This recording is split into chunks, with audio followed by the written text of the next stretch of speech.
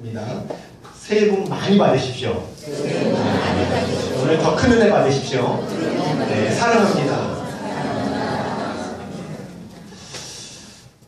이제 안 해서 하죠, 그죠? 사랑합니다. 네. 수학자요, 과학자였던 파스칼이요, 그의 저서 판세에서 이런 이야기를 썼어요. 뭐라고 썼냐면, 천국. 이건 포기하기에는 너무나 엄청난 도박이다. 그냥 우리가 포기해버리기에는 너무나 어마어마한 도박이다. 이 파스칼이 수학자였거든요. 계산해 본 거예요. 만약 천국이 없어도 천국을 믿고 살면 나에게 별로 손해볼 것이 없지만, 그러나 천국이 정말로 존재한다면 준비만 했으면 갈 수 있었던 천국. 그런데 그 천국을 내가 놓쳐버리면 이건 큰일이다. 지옥이다. 이거 놓쳐버리기에는, 그대로 지나치기에는 너무나 어마어마한 도박이다. 맞지 않습니까? 여러분은 천국과 지옥이 확실히 있는 줄로 믿으십니까? 예수님이 이런 말씀을 해요. 내 말을 믿지 못하겠거든. 내가 행하는 그 일로 말미암아 나를 믿으라. 우리 계속해서 지난주에 말씀을 살펴봤죠. 예수님의 하나님 되심을, 그죠? 나타내는 징표로 기적을 보여주셨습니다. 어떤 말씀이었죠? 풍랑을 잠잠케 하신 예수님. 이 성난 광풍을 향해서요, 잠잠하라 고요하라 한마디 했는데요, 바람이 갑자기 그치고 아주 잠잠케 되었습니다. 초자연적인 역사지요. 말씀 한마디로 자연 만물을 다스리는 예수님. 제자들에게 스스로 하나님 되심을 보여주는 사건이었어요. 계속 이어서요, 예수님이 메시아라는 걸 보여주는 사건이 계속 일어납니다. 오늘도 그렇고 이제 다음 주도 살펴보는데, 거라사인에 근대 귀신 들린 사람의 귀신을 축출하는 사건이에요. 예수님이 공생의 기간 동안 많은 환자를 고쳐주셨습니다. 근데 그 특별히 기적 중 많은 부분을 축기 사역을 하셨어요. 여러분, 예수님 오기 전에는 귀신 쫓아내는 일은 없었습니다. 그 누구도 귀신을 완전히 축출하거나 그런 일은 생각지도 못했어요. 그 능력만은 하늘에 불을 내렸던 엘리야도, 요단강을 갈라지게 했던 엘리사도, 심지어 모세조차도 구약 성경에 귀신 축출을 말씀한 것이 한 번도 없습니다. 다윗이 수금 켤 때는 좀 완화되죠. 떠난 건 아닙니다. 결국 이게 뭐냐면 메시아의 표징이란 말이에요. 메시아만 할 수 있는 일이란 말입니다. 예수님이 오셔야 가능한 일이에요. 그래서 요한일서 3장 8절에 이렇게 말씀합니다. 같이 읽어볼게요. 자, 시작.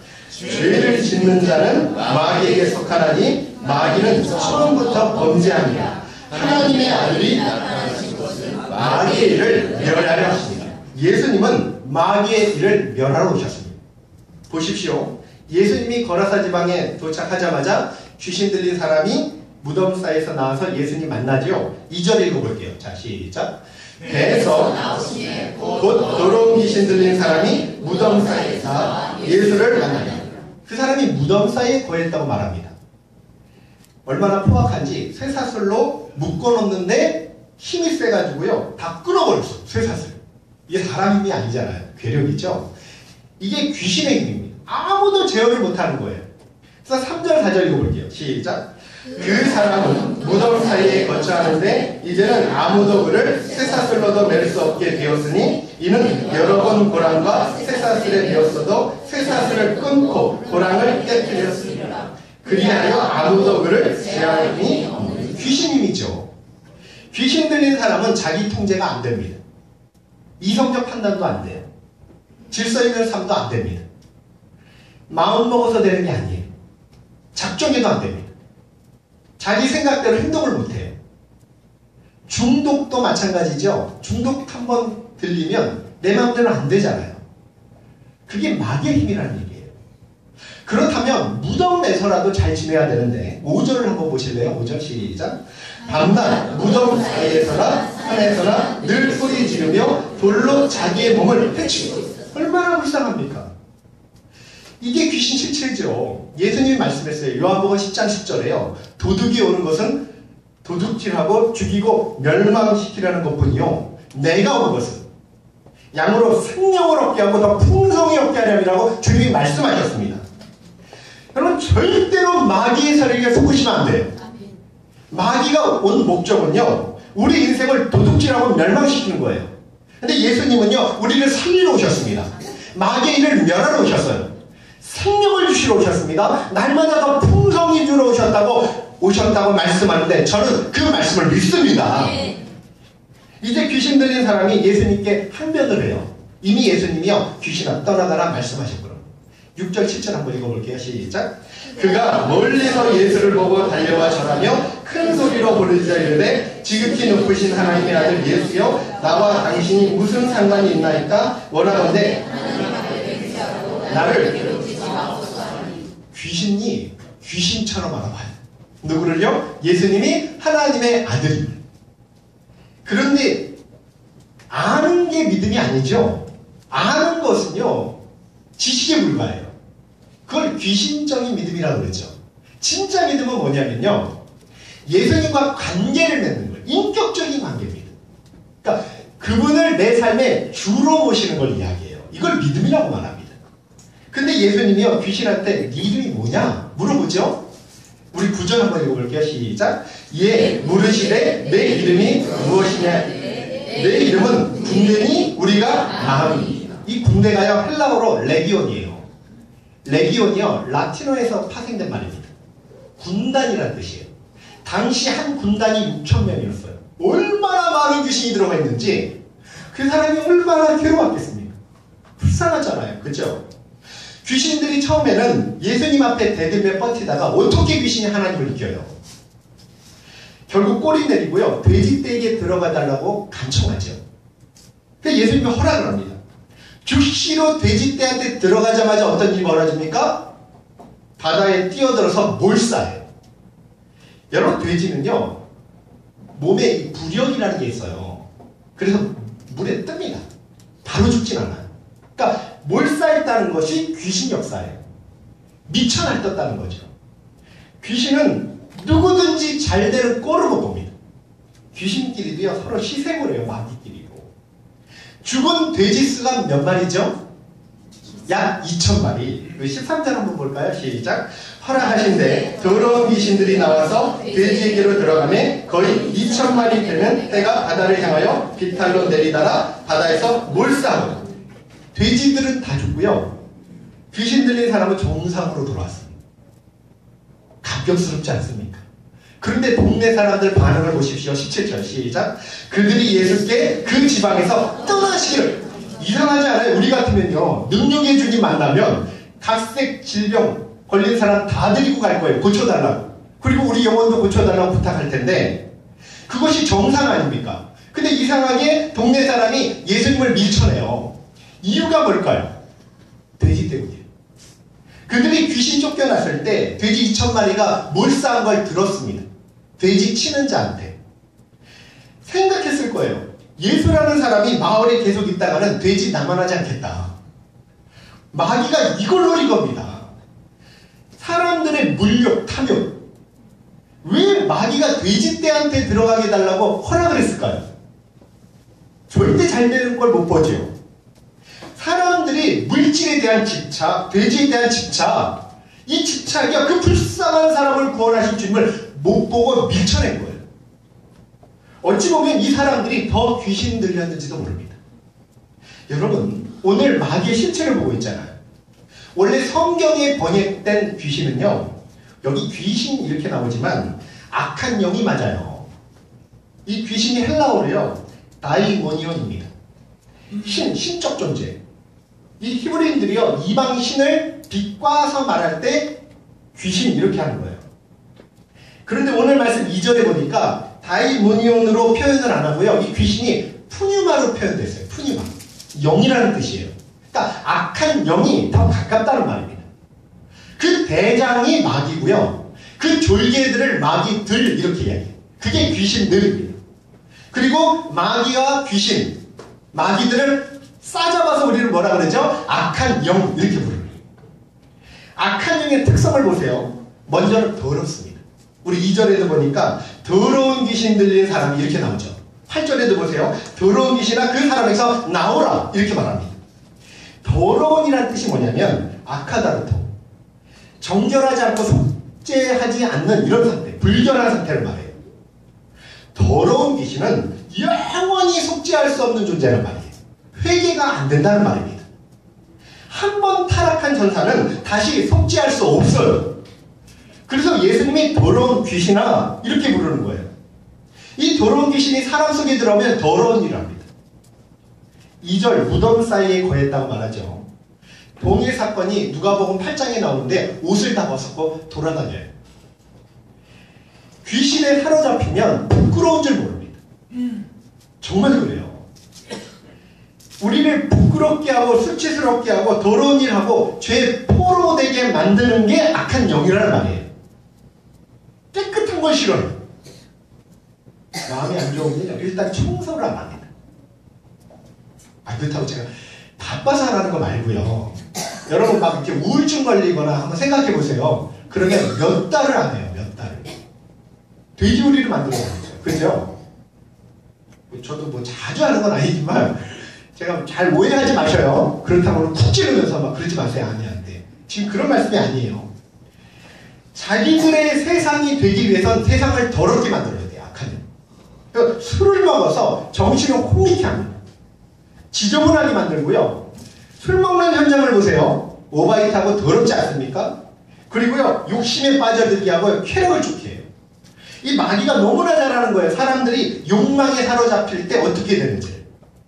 악한 마귀는요. 어떻게 들어오냐면 모든 죄를 타고 들어옵니다.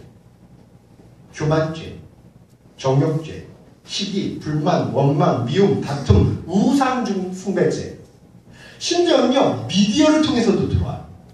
이렇게 음란하거나 안 좋은 걸 보면요. 그걸 통로로 삼아서 들어와 불순종하게 만들고 또 우리 인생을 파괴하는데요. 축복을 막는다는 말이에요. 구원을 잃어버린다는 뜻이 아니라요. 축복을 막아요. 예수 믿는 사람들이요. 가정도 자녀도 사업도 직장도 그러면 되는 게 없는 거예요. 마귀가 파괴하니까. 그래서 바울이 뭐라고 말하냐면 에베소서 4장 27절에 보니까 마귀로 틈을 타지 못하게 하라.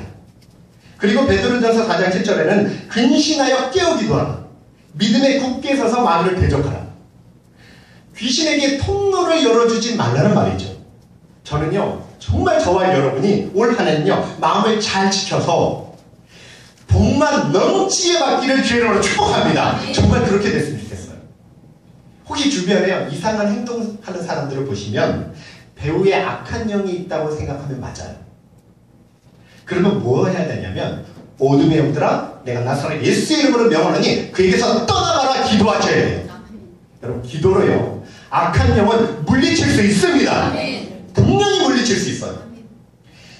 어거스틴이 기독교에 굉장한 영향을 끼쳤어요. 그런데요 얼마나 방탕한 사람이었냐면 16살 어린 나이에 여자 맞아서 15년을 살아요. 아들을 낳고. 그러다가 다른 여자를 맞아들어서 그 여자를 또 내보내요. 숱한 이단에 빠집니다. 성욕을 잊지 못하고 술집에 드나듭니다. 그런데 그 어머니가 30년 기도해서 가장 위대한 신학자로 만들었어요. 모니카의 기도죠. 악한 영은 기도로 물리칠 수 있다는 말입니다. 회심한 후 성경 공부 열심히 하고 신앙생활 하는데요. 길가에서 옛날 그 술집 여인을 만났대요. 그 여인이 어거스틴한테 이런 이야기예요. 왜 요즘은 우리 가게에 들리지 않으세요? 유혹을 했습니다. 그랬더니 어거스틴이 이렇게 말합니다. 옛날에 어거스틴은 죽었고 나는 새 사람이 됐어요. 저는요 하나님이 못 고칠 사람 없다고 믿습니다. 아멘. 여러분 악한 영은 정말로요 기도하면 물러가요. 아멘. 그래서 자녀들을 위해서 많이 기도해 주셔야 돼요. 조금 더 보십시오. 악한 영은요 사람을 끊임없이 방황하게 만들잖아요.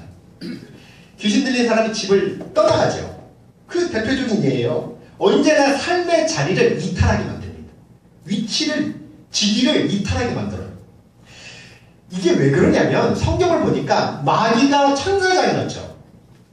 그런데 천사장의 자리를 이탈해서 하나님 되려고 했잖아요. 그래서 마귀의 속성이 그래요.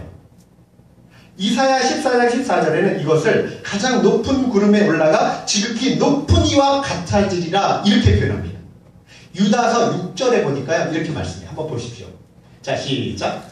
또 자기 뒤를 하려고 자기 처소를 떠난 천사들을 큰 날의 심판까지 영원한 결박으로 흑암에 가두셨으며. 악한 영이 역사하면요, 사람들이 목표의식을 잃어버립니다. 방황을 해요. 자녀들도 방황케 만듭니다. 정도의 차이는 있지만 배우의 악한 영이 역사해서 그래요. 마지막으로 보세요. 악한 영은요, 사람 파괴하죠. 5절에 보니까 밤낮 무덤 사이에서나 산에서나 늘 소리 지르며 돌로 자기 몸을 해치잖아요. 혹시 이런 분 있어요? 집에서 늘 소리 지르는 분? 사무엘상 16장 14절에 한번 보세요. 이렇게 말씀합니다. 시작. 여호와의 영이 사울에게서 떠나고 여호와께서 부리시는 악령이 그를 번뇌하게. 여호와께서 부리시는 악령. 사탄은요, 자기 마음대로 못해요. 하나님이 제한을 두십니다. 여기까지만 역사해요. 그래서 순종하는 거예요. 여호와께서 부리시는 악령이 이 사울을 번뇌케 했대요. 사탄은요, 누군가를 파괴할 때 처음엔 영광을 준다고 미끼를 던져요.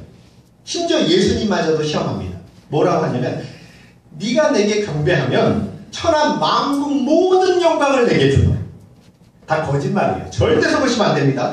요한복음 8장 44절에 예수님이 뭐라고 말하냐면, 마귀는 처음부터 거짓말쟁이요 거짓의학이요 진리가 그 속에 없다고 말씀하셨어요. 아담과 하와가 이 말에 속아서요, 선악과를 먹었는데 하나님처럼 되었습니까? 수치심만 드러나고 불행하게 되잖아요. 예수님이요, 귀신 들린 사람을 쫓아내고요, 완전히 온전케 변화시켜 주셨는데 이게 성령의 역사라는 말이에요. 15절 한번 읽어보세요. 15 시작. 예수께 이르러 그 귀신 들렸던 자 곧 군대 옷을 입고 정신이 온전하여 앉은 것을 보고 두려워하다. 귀신이 나가자마자 온전해졌어요. 깨끗해졌습니다. 옷을 입었어요. 지금 18절 시작. 예수께서 배에 오르실 때 귀신 들렸던 사람이 함께 있기를 간구하니. 주님은 항상 우리를 참된 삶으로 인도하셔요. 보세요. 예수님 만나니까 온전해지잖아요. 그 다음 뭐합니까? 주님과 함께 있기를 간구하죠. 주님 따라다니기를 원하는 거예요. 갈망이 넘치는 거예요. 오늘도 우리를요, 성령을 통해서 깨끗게 하실 뿐만 아니라 방황의 발걸음을 중단시키시고 더 나아가서 있어야 할 자리 있게 만들게 하나님의 역사입니다.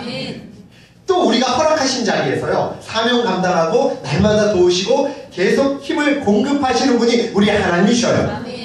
19절 20절 읽어볼게요. 시작.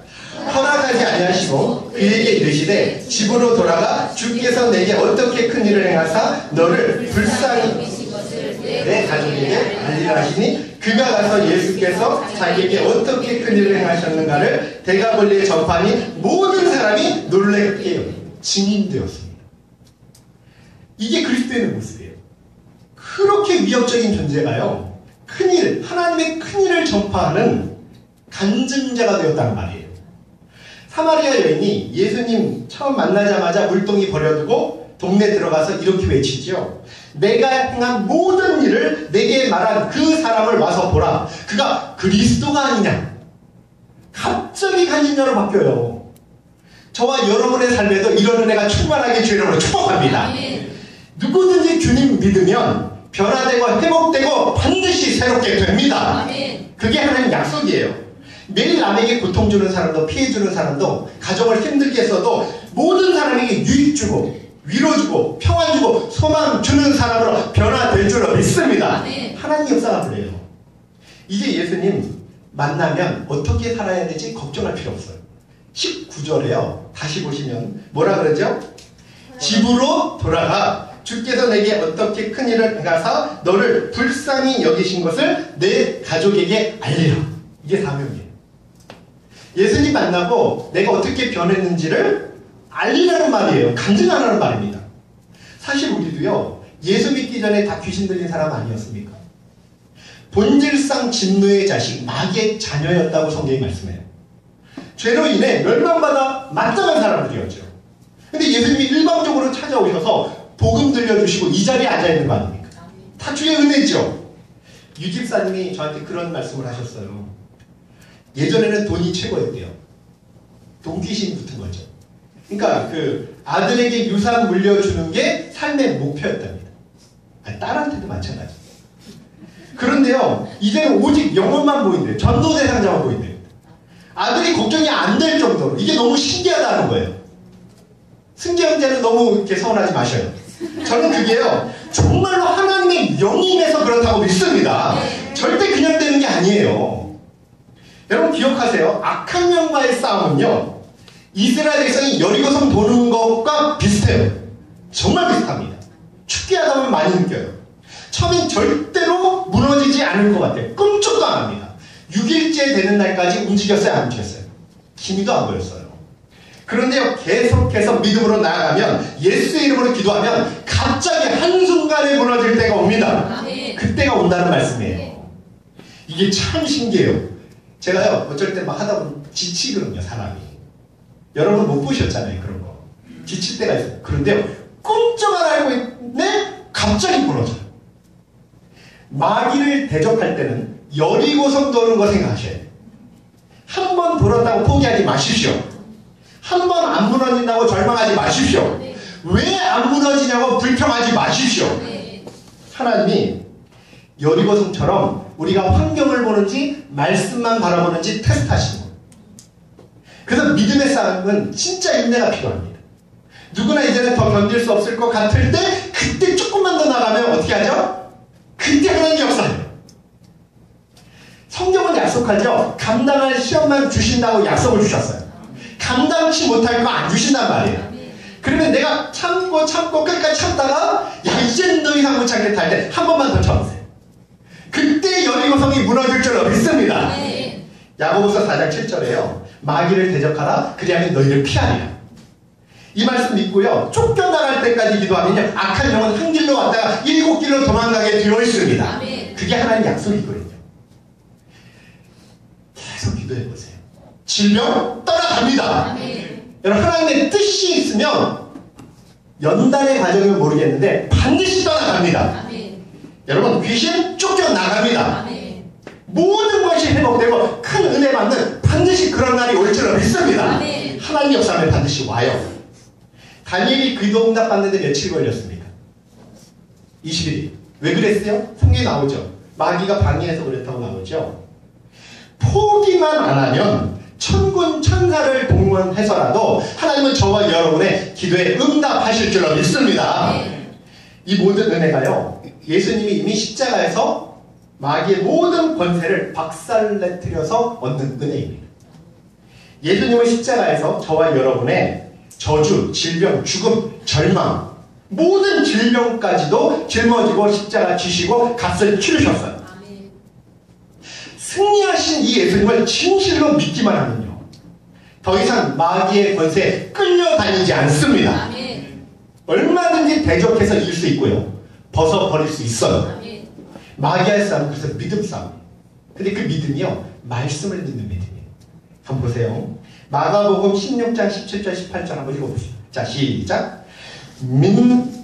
마가복음 15장 16장 17절 18절. 시작. 믿는 자들에게는 이런 표적이 따르니 곧 그들이 내 이름으로 귀신을 쫓아내며 새 방언을 말하며 뱀을 집어 벌리며 무슨 독을 마실지라도 해를 받지 아니하며 병든 사람에게 손을 얹으 나으리라 하시더라. 이 제자한테 주신 말씀이에요. 믿음의 사람들에게 주신 말씀입니다. 믿는 자들이 우리들을 이야기하는 거예요. 신약시대에 누구든지 주의 이름으로 기도하면 귀신이 쫓겨난다고 약속하시는 말씀이에요. 이 말씀 그대로 이루어질 믿고요, 아무것도 눈에 안 보여도 상관없어요. 여러분 뭐 보여달라고 하지 마세요. 상관없습니다. 주님은요, 나의 의인은 믿음으로 말미암아 살리라라고 말씀하셨어요. 예수님은 믿지 않으면 아무 일도 안 해요.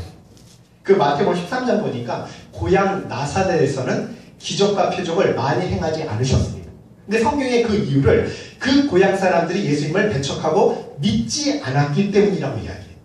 마태복음 13장 58절에 그들이 믿지 않음으로 말미암아 거기서 많은 능력을 행하지 아니하시니, 그러니까 기적이 안 일어나는 것은 믿지 않아서 그렇습니다. 여러분 믿으시길 축원합니다. 예수 믿는 사람은요, 무슨 독을 마실지라도 해를 맞지 않을 줄로 믿습니다. 진짜 그래요. 사람들이요 요즘 살다 보면 언어에 돈 넣어서 막 퍼붓죠. 막 상처받고 그렇지 않습니까? 안 믿는 사람은 막 분노가 일어나서 잊어버리는 거예요. 그런데요 믿는 사람은 절대로 어떤 독을 마실지라 해를 받지 않습니다. 믿음으로 극복해요. 다 상처 주님이 치료해 주시고요 회복되어서 멋있게 살아갑니다. 주님은 여호와 라파의 하나님이라고 우리에게 말씀해 주셨어요. 모든 각색 병자 약한 거 다 고쳐주셨습니다. 그리고 그 능력을 예수 믿는 사람 우리에게 넘겨주셨어요. 나보다 더 큰 일을 행할 것이라고 말씀해 주셨습니다. 믿음으로 나가면 병도 고침받을 수 있어요. 저는 믿고 기도하는 거예요. 다만 받는 사람이 믿음으로 받아야 역사가 일어납니다. 질병에서 해방될 수 있어요. 여러분 기도하면요 마귀는 떠나갑니다. 그 일반적인 병은요 의사한테 가셔요. 그런데요 의학적으로 고침 못 받는 병은 주님께 간절히 기도하면 주님이 다 고쳐주십니다. 병든 사람에게 손을 얹은 나으리라. 이건 저한테만 주신 말씀이 아니잖아요. 여러분도 이 말씀을 믿으십시오. 그리고 정말로 이 믿음을 가지고 기도해 주십시오. 목장 식구를 위해서, 이웃을 위해서, 아픈 사람을 위해서 손 얹고 기도하십시오. 근데 이상해요. 믿어야만 역사를.